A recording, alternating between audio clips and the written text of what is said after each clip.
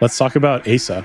Shit, we got to step on it. Like, these kids are fast. Jackson won last year. There's a look that he gets in his eyes when he's racing. I don't know if it's caffeine or what, but he is absolutely wired. So I'm excited to see that. I was in that whip-off contest. You got beat by a kid? I got beat by Finn, yeah. He totally smoked us all. It was sick. He was killing it. He got a ticket from the park ranger. I think his fine for peeing was more than prize money from being national champ. That's pretty bad, actually, if it is. Oh, gosh. Okay, we're back for a post-World Cup podcast episode. It's going to be a mini one. We're just talking about the World Cup right now. It is Monday after the World Cup, Lake Placid in New York. It's the first American World Cup downhill in a little while. And it was eventful. It was great. We found ourselves a new winner, first-time winner. We just watched all the highlights again, so we're fresh. Let's go. Yeah, amazing venue. Obviously, Aaron Gwynn had his hands involved in building the track, and I think they did a really good job. First noticeable thing was how wide everything was taped and really left a lot of room for interpretation for those riders to kind of, key in on those sections that they could have an advantage. And yeah, like you said, we saw a first-time winner in the elite men. We saw the women's race. We saw some podium riders, Sasha Ernest getting on the podium. So it really suited a lot of riders, this fresh track. So that begs the question, how important is it to have new venues at the World Cups? Well, for one, I think it's extremely important. Riders going over and over riding the same old tracks, it does get old. But a couple improvements I saw to step back. I saw them using a fire hose to water the track. That was a first-time thing for me. Yeah, I mean, that's one of the benefits of being on a ski hill where there's snowmaking systems. There's water storage, there's pipes, everything's really irrigated and ready to go. Yeah, they probably had some reservoir somewhere just above and they were just pumping it in. Yep. But despite that, on race day, it was pretty dusty, pretty loose. A couple things that we saw that was cool. Gaps. I saw some really cool sneaky gaps that some people were just pulling up just enough for. Some people were pulling super high for. Caused some crashes, some wild moments. But yeah, it was a cool mix-up, and we have a lot of sort of young up-and-coming riders that shined. Specifically, Luke Meyer-Smith, of course, he won. But Henry Kiefer has been a real standout too. He's been building his way up close or on the podium for quite a few World Cups now. And him getting second, that was pretty impressive. He almost won it. He really did. Yeah, I mean, coming off that almost win in World Champs he got as well. third, sorry. Luca got second. Yeah, I mean, coming off that near win at World Champs for Kiefer, like, he's definitely on form. And that whole Canyon team in general, in the women's field, the junior riders, obviously Luca getting second. I mean, that team is firing on all cylinders right now. Yeah, so we have Aletha Osgaard coming off of the U.S. Open win in Elite. She's still in juniors, so now she's just won the juniors race at Lake Placid. That's super impressive by a pretty big margin too. And then a double men's podium. You had Luca Shaw and Henry Kiefer framing Luke Meyer-Smith. There's like something to be said for having the second and third position in the same jersey, even compared to the one first. You're like, those guys dominated. Yeah, it definitely stands out. Yeah, what else? I thought the junior men's race was super interesting. There was some of the top riders, Ollie Clark and Till Elran. They both flatted in qualifying and weren't able to make the finals, which was, kind of a testament to the difficulty of the track. In today's world with inserts and strong rims and really good tires, we don't see as many flats as we used to. But yeah, this track took its toll on those riders in qualifying. So it kind of left the door open for Asa to really kind of solidify his momentum coming back up. But again, Max took it from him at the last run. Those riders are looking so good. And we were chatting when we were looking at it, how exciting it is to have the full coverage of the junior racing and kind of what is the testament to that. I don't know if it was the chicken or the egg that came first, but those junior riders are getting way more support from the teams. They're getting way more TV coverage. I think that's really pushing the level, and it's bringing those riders tighter together, and it's its own race. It's super exciting. Yeah, I think there's a little bit of incentive the way the UCI rules have kind of progressed over the last few years. There's way more incentive to have more junior riders and to use those riders to get team points for this like World Series team spot. And that's helped the sport a lot. But at the same time, it's not just the teams choosing riders, it's also the riders in those junior fields themselves it's much more robust. Maybe only a few years ago, it was one rider would pretty much dominate all season, and it was predictable, men and women. But now they're actually like fun and engaging races to watch. You have the junior women's too, which is super, I'll say impressive. That one specifically is lingered for the longest time to have like really standout riders. And now you have at least 5 girls that at any time can win. So it's very cool. And also their times are now really rivaling the top elite women's times. So that's getting interesting too. It's like, how are they going to stack up when they age up? Under 19 men, juniors, are at times now beating pros. There's qualifying competition, all that. You never really know how they're going to perform when they age up, but it's pretty interesting still. Yeah, I mean, the pressure of going to elite is definitely a big thing. But yeah, I think those junior riders having that support, having that motivation to, they're on TV, it's being covered, people are watching. I think that's all fueling that fire and bringing the competition closer together. So good call on the rules from UCI. I know we kind of like, it's easy to bag on some of the stuff they do, but yeah, let's give them props. Like it's working. Exactly. One thing we could bag on though for a second is when speaking of bagging, speaking of hating on the UCI, when Luke won, his brother Remy, they're like sewn at the hip. They're super close. Jumped out on the track to celebrate with his brother. This is something that happens every once in a while, but it's usually another top racer celebrating with the other top racer. So they're already in the finish corral. Remy jumped over the barrier to go celebrate with his brother, which is totally great. As you do. And the UCI posted videos of that all over the place, this joyous moment. It was the hero moment. It was the hero moment. However, many people now know that Remy got a fine for jumping on the course. I think the official memo was not obeying the instructions of the marshals, basically. And he got a 200 Swiss franc fine in America, which is weird that they find him in francs. But because it's way more money? I guess it is more money. It is.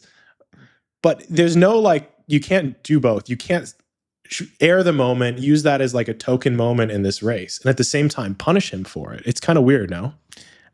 It's weird, but it's consistently weird. It's two different things that are happening, right? I'm sure there's somebody at the UCI right now, most likely Chris Ball, hitting himself in the head with a 2x4. Guys, seriously, why would you do that? Right. Because there's a whole other department that manages that stuff. The rule enforcement. There's just a rule book that their eyes are looking at, and they're not looking at, the culture and the special moments that's breeding that is going to fuel the fire to the next generation. Could you imagine being there in that moment and with your brother winning the race? Yeah, you don't put a security guard in front of that kid. Okay, he didn't know, and that's why he was trying to stop him. But once people knew, somewhere along the lines, that from where it gets from the guy who didn't know and sending him a fine, the guy who does know needs to kind of be involved in there. Yeah, at least drop it. I don't know what came of it. I saw they were doing the Win TV afterwards, and someone had given him $50 towards his fine. It was pretty funny. But luckily it wasn't huge, multiple thousands of dollars, which it could have been. Who knows with the UCI? Yeah. And who knows if he's really going to be forced to pay it or not. Yeah, it brings up a funny story that I remember from National Champs one year. I think it was in Mammoth, which is on a state park. There was a state park ranger there during the track walk, and Luca, during the track walk, Luca Shaw had to go to the bathroom, so he stepped off track and peed in the bushes. And which everyone does. Totally. He got a ticket from the park ranger at the National Champs, and I think he won National Champs that year. And I know we bag on prize money, but I think his fine for peeing was more than prize money from being national champ. That's pretty bad, actually, if it is. Oh, gosh. And what about Luca Shaw? One of the guys on that podium that has had the longest career so far. Luca's by no means old, but he's just been always there ever since he was on the syndicate and before that. Yeah, I mean, Luca's one of the most consistent riders there is. I mean, there's a reason why he's third in the overall right now. Yeah, he came up in this last race. It really bumped him up. Yeah, because Vergier got bumped down with his crash. Yeah, which I'm so glad Vergier is alive right now. That could have been really bad. That was an early crash. So close. He just got cased and bucked off that rock and nearly died. But yeah, like a true warrior, got up like nothing happened. Yeah, exactly. That was crazy. But yeah, Luca, one of the most consistent riders on the circuit. He's a veteran now for sure. but he stepped up when he needed to. Man, he was so close. There was that one little front tire push where he had to come unclipped and dab a foot. And this track is so important to maintain your speed. You know, a mistake like that could have maybe visually didn't cost him any time, but 100 yards down the track, maybe that was the 0.6 that he lost by. You know, it was so close, but really cool to see Lucas step up his game in America in front of the hometown crowd, all of his teammates battling. He was the number one guy on the best team of the day. I mean, that's always good to be that guy. Absolutely. And the team managers are happy, but he's, has he won before? Has he always just been really close to winning? He's never won. He's been really, really close bunch of times. Yeah, like I remember maybe it was 2 times in a row in Leogang. He was like fastest qualifier and had like a little slip up towards the bottom. And yeah, he's been so close so many times. And it's going to be one of those things where when he does win, because he's going to win, he's not going to stop until he wins. And it's going to be sooner than later. I think so. But when he does win, it's going to be cool because that's like one of those moments where the whole mountain bike industry wins with him. You know, like everyone's going to be stoked when Luca wins. Totally. I know I will. Let's talk about Asa. He's world champion now, right? Yep. Yeah, No. Max is Max is okay. He lost the world champs title to Max. Yes. So let's talk about Asa.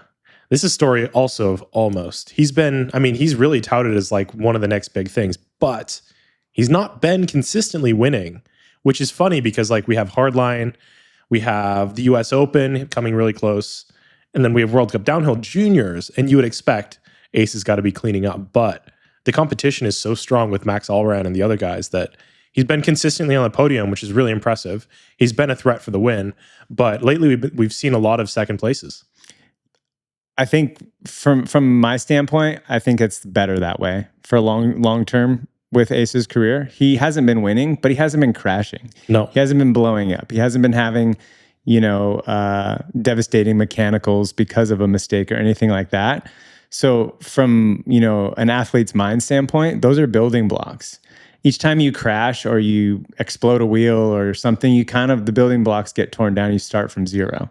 But he's building this whole time, and he's building with hunger. I think, he got that long-term contract with Frameworks. I think Nico knows what that can do for an athlete. He's not in a rush to dominate. He knows he has the ability. And I think that, this season, of course he wants to win, but it's keeping him hungry, and he's going to be able to move into elites without expectation. That's the hope. And an athlete like Max, he's basically dominated this season with World Cup wins, taking Asa's world champ title. He's going to go in with a lot of expectation, not only from himself, but on his shoulders from the media, from the teams, from the sponsors he picks up, from the UCI coverage. There's going to be all of this expectation on him. But you look at Asa, and he was like you said, he's almost been the guy this year. So he's going to kind of fly in under the radar a little bit. And the confidence that gives an athlete and the mental place that puts you in, I think is a big advantage. Yeah, it's a little bit easy. I don't know about them, but easy to be complacent if you're just winning. But when you're hungry for that little bit more, you're always going to be pushing yourself to surpass that limit. But it's not to say that what he's done so far is not mega impressive, because it is. He's so impressive. But I just thought that was interesting because all pointed to in my mind that he was just going to have this dominant junior season. But at the same time, like you said, it's even more often than not rare for a top UCI junior to immediately go up and dominate. It even took Jackson Goldstone a minute. And that's saying something. But like Finn Isles was that guy who's going to be the next guy. And he really struggled to come up into elite. Great career still now. But it's not that like next big thing that you expect when you see all these really dominant junior results. Yeah, for sure. I'm going to test your mountain bike knowledge here. Yeah. In your mind, who was the first junior that really like made a stamp in the elite times? Because remember back in the day, juniors and elites, they raced at the same time and just got positioned against each other. I don't even know if I can remember back to the time when they raced in the same session. That's what you're saying? They did back in the day. How back in the day was it? We're talking back in the day. I'm young. I think there was like a season or 2 seasons where Nico Vuillot almost won every race as a junior. Really? I don't remember back to when a 40-plus-year-old was a junior. But I think he might be 50 plus. yeah. But the most a junior rider made an impression on me from the beginning was Finn Isles during that time. I was a Grom. I'm probably around the same age as Finn. I was a Grom when he wasn't allowed to do the whip off. And I remember that whole thing, and hashtag let Finn in and stuff. And then he started racing World Cup downhill. He got that contract with Specialized, and that was like big. And then no, that has to be it, Finn. I was in that whip off contest. You were? Yeah, that was fun. You got beat by a kid? I got beat by Finn. Yeah, he totally smoked us all. It was sick. He was killing it. I think Bernardo Cruz was maybe the only other one that was like matching his whips that year. Yeah, it's cool, man. The juniors are stepping up. I think like we were talking before, I think it's about the support that they're getting, and it's going to be really good to see how those riders move into the elites. It's just going to get that much gnarlier. If you're riders like Troy Brosnan and I mean some of those more even Lucas Shaw and some of those more established riders that have been there for quite some time, I think you got to be looking at the junior categories now like shit, we got to step on it. Like these kids are fast. How much do you think this like new wave of really robust junior categories is riders who got mountain bikes, kids mountain bikes, when they just started being sick kids mountain bikes, and now they're just old enough to race downhill? What if like they were riding really good bikes way earlier, and that's why there's more of them now? Whereas before, you had to be like a very fast learning young talent that maybe came from moto or lived near a bike park or whatever else. Because I remember like there was a period where you could not get a small mountain bike. It was like, you know what I mean? Yeah. Like I think Common Sol could be credited to bringing the first those things were like boat anchors. It was crazy. Even the 16-inch one was the same weight as the 27.5 one, but you could actually ride them. Kids could actually ride them, and start building skills earlier. I'm sure that's a part of it. I mean, how old are these kids? Like 17, 18 years old. 18. So you think 10 years ago, that's kind of when stuff really started popping up. Those little shredder bikes were big back then too. You remember those? Yep. Like handmade in some guy's garage, but he made a bunch of them and kids were riding them. Yeah, I think it's a combination of, that the support from the industry, the support from the media.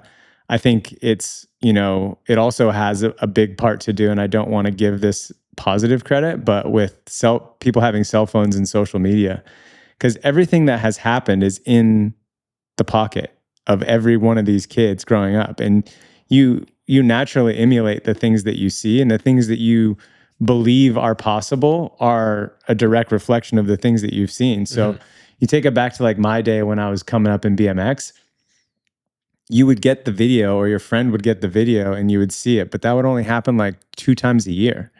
And you would watch that video over and over and over and over again. And your ability to progress was kind of limited in today's standards by what you saw and what you knew was possible. Once a year, X Games would show up and you'd see all these new things that you realized was possible. And then you'd go out and try them. But now with social media, world records are in everybody's pocket the same day that they happen. Yeah. So what everybody believes is possible is such a higher bar because of modern technology and social media and all that stuff. So I think you're right. Yes, having good bikes is definitely a factor, but there's, a lot of factors in why they're getting so much better. Yeah, totally. I saw a clip recently of a kid who wheelied 150 kilometers in an indoor track, and that was the Guinness World Record. It must have taken hours. Yeah, not just hours. Like 150K on a road bike going around takes 6-8 hours. Depends. 8 hours. If you're doing somewhat flat. Yeah, I mean, what's like a wheelie speed? Like 15K? If that. I'm no mathematician, but yeah, that's a long wheelie. I'm no math magician. That's 10 hours. I feel like he should have done it on like a NASCAR oval track or something, something that would have bigger, been better. Something bigger. But that's what Doug DeMoca's the wheelie king. He did some like hundreds of miles, but he went around the Talladega Speedway. Sick. So one thing we can talk about is there's been a couple of years of growing pains, but the UCI's format of World Cup downhill now is getting pretty good. It's getting easy to watch, exciting, and now this overall has been, I don't know, one of the best in recent memory. That could be because of the quality of the riders, their, characters, Jackson Goldstone, Loic Bruni, that rivalry. But I found it to be super entertaining. And right now we're getting towards the end of the season and there's really no telling who's going to win. Yeah, I mean, pretty much all the categories are coming down to the last race. I think Max and the junior men might have the biggest gap out of anybody. But yeah, I think, props, they've figured out a good formula and it's producing really good racing. We're getting more races, which is exciting. Like we would have been done already, but we still have one to go, which is awesome. So I think it's working. There was that time of growing pains. How do we watch these races? We have to pay for this or that. I think there's still improvement there. Yeah, there's always going to be room for improvements, but I think the formula is kind of baked now with the way that they're doing the racing. The LCQ is super entertaining. It's giving riders another opportunity. It's giving young riders an opportunity. It's producing new winners. I think it's all good things. Yeah, and one thing they're definitely trying to do, see next year going to Korea, is race in new places. Now, racing in America is not new, but racing in New York is, and it seems like they need to go to more places like that. I'm not saying they need to go to China or wherever else, but at least a couple good stops in America. That's where the majority of the industry is. Canada. We are going to Canada next year, aren't we? Yeah, Whistler. Let's go. Yeah. So that's just something that had to happen for so many years. And I don't know why there were rumors of like, oh, it's never going to happen, all this stuff. And boom, we're there. So America, Canada, okay. There's always been the joke of the European World Series. Yeah, there's going to be a lot of races in Europe because that's kind of like the birthplace of downhill World Cup. But there's an entire world to play with. We have all of South America, all the Southern Hemisphere, New Zealand, Australia, all places that definitely breed top world-class racers. And they have, because of that, they have good terrain. So maybe with that sort of 10 to 12 stop calendar, they could look at trying to balance it better. Yeah, for sure. I mean, historically, there's been races in Brazil, there's been races in Japan, and there's some of the most legendary World Cups that have ever happened. So I think, yeah, it's open for expanding into other countries, and it's cool to see them going to Asia. That was one thing that I always wondered is why wouldn't you do a World Cup in Taiwan? Like, actually, every bike gets made there. Is there the terrain? Oh, yeah. Dude, the mountains are insane in Taiwan. Yeah. Like, they're big. Lee Trumpmore lived there for a little while, and he like got honed in with the local riders, and they had just the craziest steep, slimy, wet, rooty, because it's like a rainforest. It's basically on the equator. Wow. Yeah, so definitely has the terrain, and the industry is there. And I'm sure the people that are there, they know the impact that their country has on the bicycle world. They're going to come out and watch this race. Have you been seeing, there was a video posted recently by Brian Cahal, a friend of ours. He went down to China, like some guys from China invited him out there. They gave him this prototype bike that they built in China. And there was some sort of local-ish downhill race. And it was actually super legit. Like big drops, rock gardens, hundreds of racers, a bike that you'd never seen, but actually worked pretty well. I thought that was interesting. Yeah, I think I did see that. He like had some big crash in practice or whatever. Had like a hospital experience. Hit his balls, I think. Yeah, dude. Oh man, you don't ever want to go to the hospital in Asia. Like, not for your balls. Not for anything really. I remember, dude. I was doing demos in Singapore when I was 16, and I tore my ACL. That was the first time I tore my ACL. And I went to the doctor, and it was like a traditional Chinese medicine doctor. And the dude, his diagnosis was he rubbed Tiger Balm on my knee and told me to like relax for a week, and I would be fine. Really? I got an MRI when I got home, and I had a torn ACL and torn meniscus. Yeah, that's not took more than Tiger Balm to fix that. Oh gosh.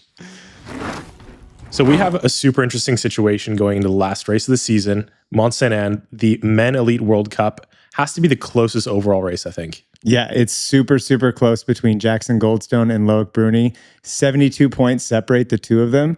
And super interesting, qualifying points are not going to play a factor in this race or the overall. It's going to come down to the last race. Yeah, so the UCI rewards points on all the qualifyings. If you win Q1, not Q2, if you win Q1, you get up to 50 points. You get 50 points and it scales down.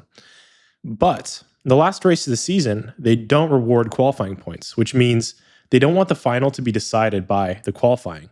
So we did a little bit of research, and what this means is Jackson Goldstone could win And as long as Loic Bruni gets third or better, he still wins the overall. Loic by 2 points. So if he gets third, there's only 2 points in it, which is super close and exciting. But it would take Jackson to win the overall. And then if Jackson gets second, Loic has to get fifth, and so on and so forth. There's more math to be done because further down the point table, it goes now like 5-point jumps, etc. But it's just a close overall. Like anything could really happen. One flat, little crash, dab of the pedal, that could be the end of the overall or the beginning of the overall for someone. Yeah, but Nick, we're talking about Jackson Goldstone and Loic Bruni. They're not thinking about a point spread. They're both coming to this race to win because if they win the overall. Like, of course, Loic could get second place or third place and keep it really tight at the end, but you don't get second or third by trying to get second or third. You end up there by trying to win. So they're both going to be sending it. And if I'm not mistaken, Jackson won last year. It's his home country. The kid's going to be on fire. He's definitely going to be excited about it. That's for sure. There's a look that he gets in his eyes when he's racing. I don't know if it's caffeine or what, but he is absolutely wired. So I'm excited to see that. Yeah. You know what that look is? It's when all like reasonable thought and self-preservation gets turned off. It makes your eyes do a certain thing. I've experienced this. It's just glory. He's going for glory. Yeah, I think that's the most interesting and exciting thing heading into this last race of the season, and it's going to be a good watch. Yeah, don't miss it. Don't miss it. That's you'll be sure. missing out of the race of the season for sure. And definitely, we'll be doing a little bit of a recap afterwards. We'll talk about it, so you'll have more of this. Anyways, make sure you follow, like Recon MTB, subscribe on YouTube. All you can do to help support us. There's merch on the website, a bunch of mountain bike kit you can buy. Oh, dang. Yeah, go check it out, reconmtb.com. And on to the next one. Yoop. I think we're good. And we're green. I'm green. Are you green? I'm green. We green. You're always green. We green. Okay. But at the same time, it's not just the teams. Amateur.